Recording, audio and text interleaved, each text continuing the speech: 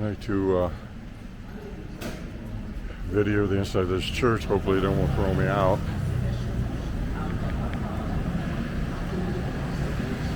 It's Our Lady of the Holy Rosemary Parish.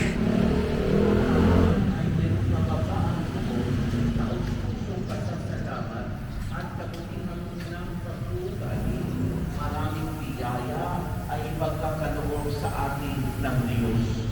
At ang nais ipagkaloob sa atin ng Jesus ay pagmamahal dahil siya ay pinalulugan ng Diyos, minahal ng Ama ang mundo, kaya sinugo ang anak. Kaya kung tayo minamahal ng Diyos, ang ating tugon ay mahalin siya at magmahalan.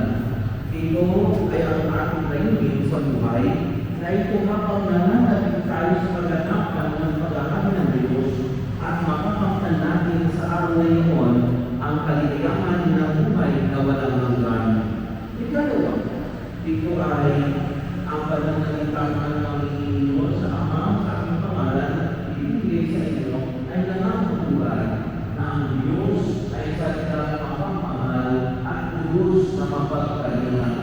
Wala siyang ibang kagustuhan kundi makabuti tayo ng kanyang mga minsan ay hindi namin paunawaan ang magalitan ng mga pagsubok sa ating buhay.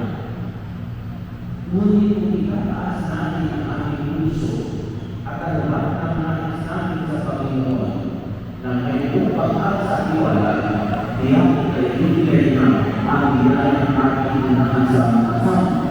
Kung marami dito ang pinagkakalunan sa atin at may pinagkakalunan ng Diyos. Kaya kailangan natin magpuntay madalas dito sa masalimuot na paghihintay dito. Dito sa paghihintay, minsan sila walang nangyayari, nakakahinig, nakakalunan at umalupa. Dito yung tayo pinalalago sa tiwala natin sa Kanya. There we have it. Ito ay Give you another idea of the walk down there. Anong ating naisin ay ibibigay ng Diyos kung tayo ay sumusunod sa Kanyang utos na magmahal at magbigay. At any rate, Kung ang ating puso ay nakatuon sa mga mabubuting bagay, kahit ano ay Our Lady of the Holy Rosemary. Sana magkaroon tayo ng puso na tutulungan. All good.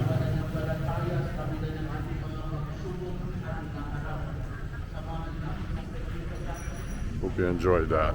I did. Adios.